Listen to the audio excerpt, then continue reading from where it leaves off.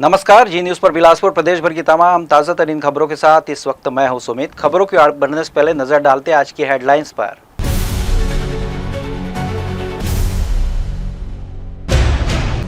4 दिसंबर को एबीवी विश्वविद्यालय में भव्य दीक्षांत समारोह, पूर्व राष्ट्रपति कोविंद की मौजूदगी में मेडल और उपाधि वितरण होगा। बिलासपुर में 27 करोड़ की एजुकेशन हब परियोजना शुरू, छात्रों को मिलेगी सुरक्षित और आधुनिक शैक्षणिक सुविधाओं वाली नई व्यवस्था। रायपुर की मशरूम फैक्ट्री से 120 बालक मजदूर मुक्त, एनएचआरसी पुलिस की संयुक्त कार्रवाई में मानव तस्करी का बड़ा खुलासा। अंतर्राष्ट्रीय बाल दिवस पर 12वीं की छात्रा ने संभाला जांजगीर एसपी का पद, सुरक्षा और व्यवस्था सुधार के दिए निर्देश। अब समाचार विस्तार से। अटल बिहारी वाजपेयी विश्वविद्यालय का दीक्षांत समारोह आगामी 4 दिसंबर को भव्य रूप से आयोजित किया जाएगा। इस महत्वपूर्ण अवसर पर भारत के पूर्व राष्ट्रपति रामनाथ कोविंद मुख्य अतिथि के रूप में शिरकत करेंगे। उनके आगमन को ध्यान में रखते हुए विश्वविद्यालय प्रशासन ने तैयारियों को तेज कर दिया है और समारोह को सफल बनाने के लिए विभिन्न समितियों का गठन कर कार्यों की समीक्षा लगातार की जा रही है।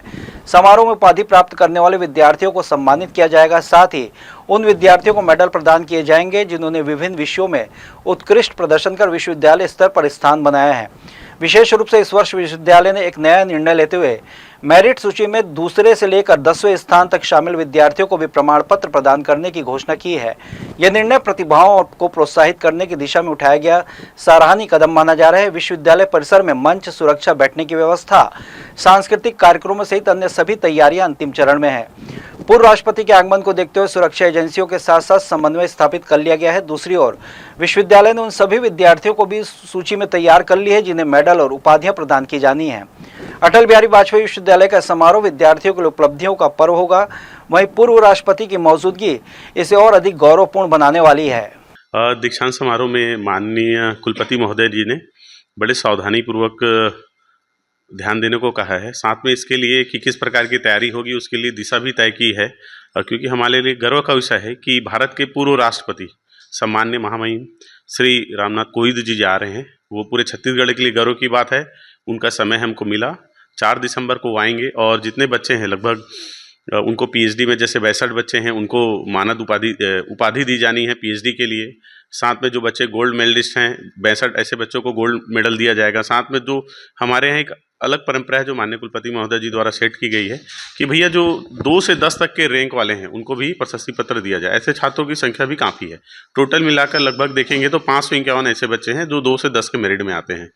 ये हमारा ऐसा विश्वविद्यालय है जो कि बच्चों को गौरवान्वित करता ही है। साथ में छत्तीसगढ़ी को बढ़ावा देने के लिए, छत्तीसगढ़ के सांस्कृतिक परंपरा हो, गौरव हो, उसको भी ध्यान में रखते हुए इस दीक्षांत समारोह के आयोजन की पूरी तैयारी हम लोग अच्छे से कर रहे हैं। बिलासपुर के सरकारी विश्वविद्यालय में दीक्षांत समारोह को लेकर शुरू हुआ विवाद अब धीरे धीरे बड़ा रूप लेते जा रहा है।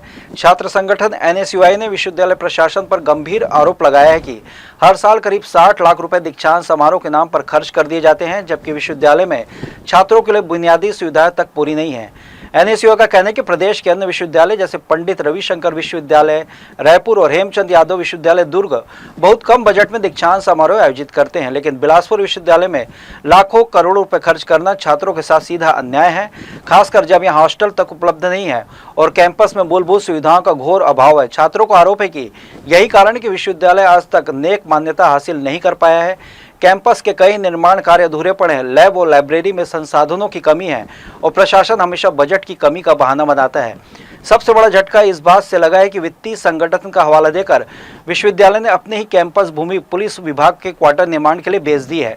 छात्रों का कहना है कि यह सीधे सीधे छात्रों के हितों के खिलाफ फैसला है और प्रबंधन इस पूरे मामले में फेल साबित हुआ है। जी, लगातार अटल बिहारी वाजपेयी विश्वविद्यालय में भ्रष्टाचार का मामला सामने आया जिसको हम उठाते आ रहे हैं और जिसके बाद हमने लगातार कड़ा विरोध किया, जिसके बाद यहाँ स्थायी कुलसचिव की नियुक्ति हुई। बावजूद इसके यहाँ की प्रक्रिया सुधरने का नाम नहीं ले रही है। अब ये दीक्षांत समारोह जैसे तमाम कार्यक्रम के नाम पे लाखों रुपए का व्यय जो है बेमतलब का विश्वविद्यालय प्रशासन द्वारा किया जा रहा है। आज भी भंडार करे नियम का पालन नहीं किया जा रहा है। बिना निविदा जारी किए टेंडर जारी कर दिया जा रहा है। बिना कार्य परिसर की बैठक के, बिना स्वीकृति के, बिना बजट की स्वीकृति के टेंडर जारी कर दिया जा रहा है, टेंडर खोल दिया जा रहा है और ऐसे लाखों रुपए का कार्यक्रम आयोजित किए जा रहे हैं जिसकी आवश्यकता नहीं है। नहीं, कोई ऐसी विशेष परिस्थितियां नहीं थी। उन्होंने कुछ प्रक्रिया जो हो रही है उसके उनकी असहमति है, तो उसको प्रक्रिया में सुधार कर लिया जाए सुधार कर लेंगे। हम भी तो चाहते हैं कि जो प्रक्रिया हो, जो भी कार्य के लिए है, वह नियमानुसार हो, कानून हो। सर दीक्षांत समारोह के खर्च के बारे में बोल रहे हैं, उसका क्या किया जाएगा? वो एक खर्च में नहीं आता है। जब आपके पास में हजारों की संख्या में व्यक्ति आएंगे तो सबकी व्यवस्था देखनी पड़ती है। एससीसीएल के खदान क्षेत्रों में भूमि अधिग्रहण से प्रभावित ग्रामीणों लंबे समय से रोजगार और मुआवजा को लेकर अपने अधिकारों की मांग कर रहे हैं। नियमों के अनुसार जिन ग्रामीणों की भूमि खदान विस्तार में शामिल होती है उन्हें रोजगार तथा निर्धारित मुआवजा प्रदान किया जाना चाहिए, लेकिन हाल ही के महीनों में कोरबा व गेवरा क्षेत्र के भू विस्थापित ग्रामीणों ने लगातार ये आरोप लगाए कि एससीसीएल द्वारा न तो रोजगार दिया जा रहा है और न ही मुआवजा प्रक्रिया में निर्धारित मापदंडों का पालन किया जा रहा है। इसी के विरोध में गुरुवार को बड़ी संख्या में ग्रामीण एससीसीएल मुख्यालय का घेराव करने पहुंचे। आंदोलनकारी ग्रामीणों ने मुख्यालय पहुंचकर एससीसीएल प्रबंधन को ज्ञापन सौंपा और अपनी प्रमुख मांगे रखी। पहली, सभी पात्र भू विस्थापितों को त्वरित रूप से रोजगार दिया जाए। दूसरी, निर्धारित नियमों के अनुरूप उचित एवं पारदर्शी मुआवजा सुनिश्चित किया जाए। ग्रामीणों ने कहा कि वे वर्षों से समाधान की प्रतीक्षा कर रहे हैं, परंतु उनकी मांगों पर गंभीरता से विचार नहीं किया जा रहा है। ग्रामीणों ने चेतावनी दी है, यदि उनकी मांगों पर तत्काल कार्रवाई नहीं की गई तो आंदोलन और उग्र रूप लेगा। उनके अनुसार आगामी 11 दिसंबर को गेवरा मुख्यालय का पुनः घेराव किया जाएगा और यदि तब भी समाधान नहीं मिला तो खदानों को बंद करने जैसी बड़ी कार्रवाई की जाएगी। आंदोलनकारी ग्रामीणों का कहना है कि संघर्ष तब तक जारी रहेगा जब तक उन्हें न्याय नहीं मिलता। ये विरोध हमारा लगभग कई वर्षों का है, क्योंकि पिछले 3 दशक से आज तक पुनर्वास के नाम पर लोगों को ठगा जा रहा है। जबकि आपको माइनिंग जब करना होता है तो वो सब चीज़ें, एक मूलभूत सुविधा तो वैचारिक रूप से, सैद्धांतिक रूप से सब चीज़ आपको देना है। अगर आप व्यवस्था नहीं दे सकते तो आपको खनन का भी कोई औचित्य नहीं बनता है। दूसरा जो है एक रोजगार का है। जिस समय अर्जन हुआ था उस समय सीधा सीधा ये था प्रत्येक खातेदार को एक नौकरी। अब इन्होंने क्या कर दिया है, जिसका 2 एकड़ का रकबा होगा उसी को नौकरी मिलेगा। अब हम आपके चैनल के माध्यम से एससीसीएल और राज्य सरकार और केंद्र सरकार, इन तीनों से एक सवाल पूछते हैं। जब अर्जन किया गया था तो धारा 4 का जब प्रकाशन हुआ था उसमें प्रत्येक खातेदार का था। आपने 2 एकड़ का जो लागू किया है नियम, वो तो आपकी पॉलिसी है और हम आपके अभी नौकर हुए नहीं हैं। जब एससीसीएल ज्वाइन कर लेंगे तब हम आपकी पॉलिसी को मानने के लिए बाध्य हैं। का मांग ये है कि एससीसीएल के खदान विस्तार के लिए, खदान कोयला उत्खनन के लिए जिन लोगों की ज़मीन ली जा रही है उनको उचित मुआवजा बसावट के साथ में विस्थापित होने वाले गांव के प्रत्येक परिवार के सदस्य को रोजगार दिया जाए। जबकि जब एससीसीएल की स्थापना हुई थी शुरुआत में, तब ये भी ये नियम था।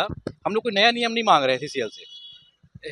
जब कोई स्थापना हुई तो इस नियम था कि प्रत्येक खातेदार को रोजगार दिया जाएगा विस्थापित होने वालों को। उसको धीरे से इन्होंने मतलब एक दाव पेच खेल करके उसको नियम में बदलाव कर दिया और 2 एकड़ के प्रावधान में ला करके छोटे खातेदारों को रोजगार से वंचित कर दिया गया। पहले जहां आदिवासी बहुल इलाकों को धर्मांतरण का मुख्य केंद्र माना जाता था, वहीं अब फोकस मैदानी जिलों की ओर शिफ्ट होता नजर आ रहा है। खासतौर पर बिलासपुर की स्थिति ऐसी बन गई है कि इसे प्रदेश में धर्मांतरण का नया हॉट स्पॉट कहा जाने लगा है। शहर से लेकर ग्रामीण बेल्ट तक प्रार्थना सभा की आड़ में हो रहे धर्मांतरण के मामले लगातार सामने आ रहे हैं। बिलासपुर जिले के शहरी और ग्रामीण दोनों क्षेत्रों में हर महीने धर्मांतरण के नए नए प्रकरण सामने आ रहे हैं। जानकारी के मुताबिक बीते 4 महीने में ही जिले में धर्मांतरण के 50 से ज़्यादा मामले उजागर हो चुके हैं। रविवार के दिन ऐसे मामलों की संख्या और ज़्यादा बढ़ी हुई दिखती है। सामाजिक कार्यकर्ताओं का कहना है कि जो मामले पुलिस या मीडिया तक पहुंच रहे हैं वे असल तस्वीर का बेहद छोटा हिस्सा है। चोरी छुपे चल रही प्रार्थना सभाओं और घरों में होने वाली गुप्त बैठकों के आंकड़े इससे कहीं ज़्यादा होने का अनुमान जताया जा रहा है। लगातार बढ़ते मामलों को देखते हुए हिंदू संगठनों में रोष भी लगातार बढ़ता जा रहा है। हर बार प्रार्थना सभा की आड़ में धर्मांतरण का मामला सामने आने पर संगठन सक्रिय हो जाते हैं, विरोध प्रदर्शन होते हैं और दबाव में पुलिस भी कार्रवाई करती है। कई बार आरोपियों की गिरफ्तारी भी होती है, लेकिन कठोर कानून के अभाव में अधिकतर आरोपी कुछ समय बाद जमानत पर बाहर आ जाते हैं। नतीजा यह होता है कि वही लोग फिर से नए तरीका अपनाकर अपने अभियान को आगे बढ़ा देते हैं। देखिए, जब हम तो ग्राउंड लेवल पे जाके इस जो मतांतरण की प्रक्रिया में जो भाग लेते हैं उनको हमेशा से पकड़ते हैं, और जो मतांतरित हो रहे हैं वो कोई हमसे अलग नहीं है, वो हमारे ही हिंदू भाई हैं। इसकी पीड़ा हमको ज़्यादा है कि हमारे भाई बहन ही हमसे अलग हो रहे हैं और ये एक दीमक की तरह काम कर रहे हैं। पता नहीं कौन सी ऐसी शक्ति है या कौन सा ऐसे विसंगठित लोग हैं और कहाँ से फंडिंग आ रही है इसका भी पता नहीं होता है। उनके पास इतने पैसे होते हैं कि कभी कभी हम जाके देखते हैं तो छोटे घर में रहते हैं, फिर आराम से 3 मंजिल का बिल्डिंग बन जाता है, बड़ा हॉल हो जाता है और वो उनके अनुयायी बन जाते हैं, वो पादरी बन जाते हैं और वही आसपास के लोगों को मतांतरित कर रहे हैं। और सरकार इस पे सिर्फ एक ही उनको काम करना होगा, कठोर से कठोर कानून लागू करना होगा, तभी इस पे हम सफल हो सकते हैं। बिलासपुर में सामने आए कई मामलों की पड़ताल में यह भी सामने आए कि अधिकांश आरोपी पहले भी इसी तरह के आरोपों में पकड़े जा चुके हैं। बावजूद इसके व्यवस्था में ऐसा कोई सख्त प्रावधान नहीं है जो उन्हें दोबारा ऐसा करने से रोक सके। यही वजह है कि एक ही नाम पर बार बार अलग अलग धर्मांतरण कांडों में सामने आ रहा है। स्थानीय लोगों का कहना है कि अगर कड़ी निगरानी और सख्त सजा का प्रावधान नहीं किया गया तो आने वाले समय में स्थिति और भी भयावह हो सकती है। जहां भी सूचना आती है वहां पर हम लोग तत्काल पुलिस पहुंचकर सख्ती से कार्रवाई करती है और लोगों को अवेयर भी करती है। और जहां तक धारा की बात है तो हम लोगों ने केस रजिस्टर करते हैं, जिसमें कि नोटिस वाले जो केसेस रहते हैं उसमें नोटिस दी जाती है, जो नॉन अवेलेबल रहते हैं केसेस उसमें उनकी गिरफ्तारी कर न्यायालय में पेश किया जाता है। बिलासपुर में धर्मांतरण के लगातार बढ़ते मामलों ने प्रशासन, सामाजिक संगठनों और आम नागरिकों को सभी को चिंता में डाल दिया है। एक और पुलिस की कार्रवाई और छापेमारी चल रही है तो दूसरी ओर समाज में भरोसे का संकट भी गहराता जा रहा है। बार बार मामलों को दोहराया जाना साफ संकेत देता है कि यह समस्या केवल सतह पे नहीं बल्कि गहरी जड़ें जमा चुकी है। अब ज़रूरत इस बात की कि कानून, प्रशासनिक सख्ती और सामाजिक जागरूकता तीनों मोर्चों पर समन्वित प्रयास किए जाए, तभी बिलासपुर को धर्मांतरण के उभरते हॉटस्पॉट की पहचान से बचाया जा सकता है। जी न्यूज़ के लिए कैमरामैन राकेश खरे के साथ प्रियंका सिंह की रिपोर्ट। बिलासपुर में एजुकेशन हब का निर्माण कार्य शुरू हो गया है। नगर निगम प्रशासन ने इसके लिए दयालबंद क्षेत्र में 16 एकड़ जमीन का चयन किया है। इस महत्वाकांक्षी परियोजना का उद्देश्य शहर के हजारों छात्रों को बेहतर शैक्षणिक सुविधाएं और सुरक्षित माहौल उपलब्ध कराना है। फिलहाल शहर के 52 से अधिक कोचिंग संस्थानों में प्रतियोगी परीक्षाओं की तैयारी कराने का काम चल रहा है, जिनमें से अधिकांश किराए के कमरों में संचालित हो रहे हैं। दिल्ली के कोचिंग सेंटर में हुए अग्निकांड में 3 छात्रों की मौत के बाद बिलासपुर प्रशासन ने शहर के सभी कोचिंग संस्थानों का सर्वेक्षण कराया था। सर्वे रिपोर्ट के आधार पर ही एजुकेशन हब की योजना तैयार की गई।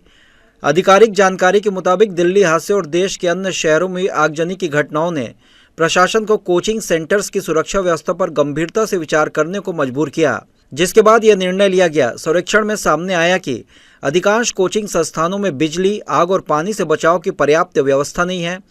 कई इमारतें मानकों के अनुरूप मजबूत भी नहीं पाई गई। जांच के दौरान यह तथ्य भी उजागर हुआ कि शहर के कुल 52 कोचिंग सेंटर्स में से केवल 3-4 के पास ही अपनी खुद की इमारतें हैं, जबकि बाकी 48 संस्थान किराए के कमरों में चल रहे हैं, जहां छात्रों की सुरक्षा की कोई पुख्ता गारंटी नहीं है। बिलासपुर सिटी में एजुकेशन हब का एक निर्माण किया जा रहा है, जो कि मधुबन हमारा क्षेत्र है, उस क्षेत्र में किया जा रहा है। वहाँ पे बच्चों के लिए कोचिंग सेंटर्स, जिसमें 48 हॉल और ऑफिसेज बनाने का, लाइब्रेरी जिसमें बच्चे पढ़ सकें, उनके कैंटीन, स्टेशनरी के शॉप, उनके रहने के लिए वहाँ पे हॉस्टल्स बनाने का, वहाँ पार्किंग व्यवस्था करने का, उनके लिए ग्रीन स्पेस बनाने का पूरा प्रोजेक्ट है। इसमें से नालंदा परिसर के लगभग 11.5 करोड़ की वर्क ऑर्डर जो है हो चुका है, एवं वहाँ पे जो 2 ब्लॉक बनाए जाने एजुकेशन ब्लॉक, उसके भी लगभग 15 करोड़ के वर्क ऑर्डर हो चुके हैं। नई योजना के तहत प्रस्तावित एजुकेशन हब में 500 सीटों वाली लाइब्रेरी, 700 सीटों की क्षमता वाला ऑडिटोरियम, 300 सीटों वाले 3 अलग अलग एकेडमिक ब्लॉक और एक कैफेटेरिया का निर्माण किया जाएगा। अधिकारी बताते कि सब में प्रतियोगी परीक्षाओं की तैयारी कर रहे छात्रों को एक ही परिसर में अत्याधुनिक, सुरक्षित और स्वर सुविधा युक्त भवन में कोचिंग की सुविधा उपलब्ध होगी। इसमें न सिर्फ छात्रों को बेहतर माहौल मिलेगा बल्कि प्रशासन के लिए भी सुरक्षा और मानकों की निगरानी आसान होगी। इसमें विभिन्न प्रकार के मद्दे होते हैं, उसमें से स्वीकृति के लिए कोशिश की जा रही है कि कहाँ कहाँ से इसकी स्वीकृति हो सकती है, एवं केंद्र सरकार के और राज्य सरकार की विभिन्न योजनाएं होती हैं, जिसमें हम ट्राई करते हैं कि यदि उसके अंदर भी इसका समायोजन होके उससे भी हमें मदद मिल पाए तो उसी प्रकार की बहुत सारी योजनाएं हैं, जिसमें अर्बन चैलेंज फंड है, जिसमें शासकीय योजना है जिसके अंदर डायरेक्ट ग्रांट मिलता है, अन्य प्रकार की योजना है जिसमें कोशिश की जा रही है। जानकारी के अनुसार एजुकेशन हब और नालंदा परिसर की संयुक्त योजना लगभग 100 से 120 करोड़ रुपए की है। यह परियोजना केंद्र सरकार की SSS योजना के तहत प्रस्तावित है, जिसके माध्यम से देश की अहम शैक्षणिक योजनाओं को अनुदान दिया जाता है। इसी सिलसिले में नगर निगम आयुक्त ने मंगलवार को नई दिल्ली स्थित केंद्रीय शहरी और आवासन मंत्रालय में पावर पॉइंट प्रेजेंटेशन दिया, जिसके आधार पर आगे डीपीआर बनाने और स्वीकृति की प्रक्रिया शुरू होगी। जी न्यूज़ के लिए कैमरामैन राकेश खरे के साथ प्रियंका सिंह की रिपोर्ट। शहर में इन दिनों रफ्तार से स्वच्छता अभियान चलाए जा रहे हैं। नगर निगम द्वारा हर क्षेत्र को साफ सुथरा रखने की लगातार कोशिश की जा रही है और कई हिस्सों में इसका सकारात्मक असर भी दिखाई दे रहा है। सड़कों की सफाई, नालियों की सफाई और कचरा उठाने का कार्य नियमित रूप से किया जा रहा है, जिससे शहर की सूरत निखरती दिख रही है। इसके बावजूद कुछ स्थान ऐसे हैं जहाँ लोगों की लापरवाही के कारण गंदगी की समस्या बनी हुई है। ऐसा ही मामला बिलासपुर के फूल चौक क्षेत्र से सामने आया है। यहाँ स्वच्छता के प्रयासों के बावजूद चारों ओर कचरा और गंदगी फैली नजर आ रही है। सड़क किनारे जमा कूड़ा न सिर्फ बदबू फैला रहा है, बल्कि राहगीरों और दुकानदारों के लिए भी परेशानी का सबब बन गया है। फूल चौक के फूल व्यापारियों ने बताया कि यहाँ रोजाना सुबह शाम सफाई होती है। इसके बाद भी चौक की हालत देखकर ऐसा लगता है मानो कई दिनों से सफाई ही नहीं हुई हो। व्यापारी के अनुसार सफाई कर्मी अपना काम समय पर करते हैं, लेकिन आसपास के इलाके के लोग खुद सफाई के प्रति सजग नहीं हैं। यही वजह कि सफाई होने के कुछ ही देर बाद क्षेत्र फिर से गंदगी से पट जाता है। मैडम, यहाँ मेरे हिसाब से ना जो कचरा है ना, साफ सफाई दोनों तीनों टाइम सुबह भी होता है, दोपहर को भी आते हैं, रात में भी आते हैं। कचरा सफाई बहुत अच्छा है यहाँ। अब कंटेनर है, पुल का कंटेनर 2 है यहाँ का, एक चौक में यहाँ है, एक चौक में यहाँ है। कंटेनर 1-2 और रखते हैं ना तो कचरा जो है नीचे रख देते हैं। यहाँ अंदर के लोग आसपास के नाली लोग साफ करते हैं ना, ला के कुढ़ा देते हैं यहाँ का। जैसे कुछ लोग और कचरा उचरा इधर उधर इकट्ठा करके यहीं कुढ़ा देते हैं। वो कचरा दिखता है पूरा रोड में जाम टाइप का। वही यही कचरा पूरा चारों तरफ आपको इधर आके कंटेनर कम है तो एक आध कंटेनर और 2-3 कंटेनर डाल देते हो। कचरा बहुत अच्छा साफ सफाई में तो बहुत अच्छा है। व्यापारियों का कहना है कि आसपास के मोहल्ले के कुछ लोग अपने घरों और दुकानों का कचरा उठाकर फूल चौक के पास फेंक जाते हैं। इससे हमेशा कूड़े के ढेर बने रहते हैं। लोगों की इस आदत के कारण न सिर्फ स्वच्छता अभियान की मेहनत बेअसर हो रही है, बल्कि क्षेत्र की छवि भी खराब हो रही है। साफ सफाई होता है मैडम, लेकिन ऐसा है कि यहाँ का भी कचरा निकलता है और नली भी साफ होती है, उस चक्कर में कचरा रहती है। तो क्या डेली सफाई? नहीं, झाड़ू तो डेली लगती है और कचरा गाड़ी आती है, वो डेली उठा के लेके जाती है डब्बे से कचरा। फूल व्यापारियों ने सुझाव दिया है कि चौक के पास 2 कचरे के कंटेनर लगाए जाएं, ताकि लोग खुले में कचरा फेंकने के बजाय उसे कंटेनर में डालें। उनका कहना है यदि पर्याप्त संख्या में डस्टबिन और कंटेनर उपलब्ध कराया जाए तो सड़क पर बिखरा कचरा काफ़ी हद तक कम हो सकता है। साथ ही यहाँ कचरा फेंकने वालों पर निगरानी के लिए सीसीटीवी कैमरे भी लगाए जा सकते हैं। नगर निगम जहाँ स्वच्छता अभियान के तहत लगातार काम कर रहा है, वहीं ज़रूरत इस बात की भी है कि आम नागरिक खुद भी स्वच्छता के प्रति जिम्मेदारी महसूस करे। जब तक लोग अपने कचरे के निस्तारण को लेकर जागरूक नहीं होंगे, तब तक शहर को पूरी तरह साफ सुथरा रखना मुश्किल होगा। बिलासपुर को सचमुच साफ और सुंदर बनाने के लिए नागरिकों की भागीदारी और सहयोग बेहद ज़रूरी है। जी न्यूज़ के लिए कैमरामैन राकेश खरे के साथ प्रियंका सिंह की रिपोर्ट। दक्षिण पूर्व मध्य रेलवे के अधोसंरचना विकास के तहत बिलासपुर झारसुगड़ा सेक्शन में तीसरी और चौथी रेलवे लाइन का परियोजना को तेजी से आगे बढ़ा रहा है। यह व्यस्त रेलमार्ग उत्तर और दक्षिण भारत को जोड़ने वाला महत्वपूर्ण कॉरिडोर है। नई लाइनों के निर्माण से यात्री सुविधा और ट्रेनों की समयबद्धता में उल्लेखनीय सुधार होगा।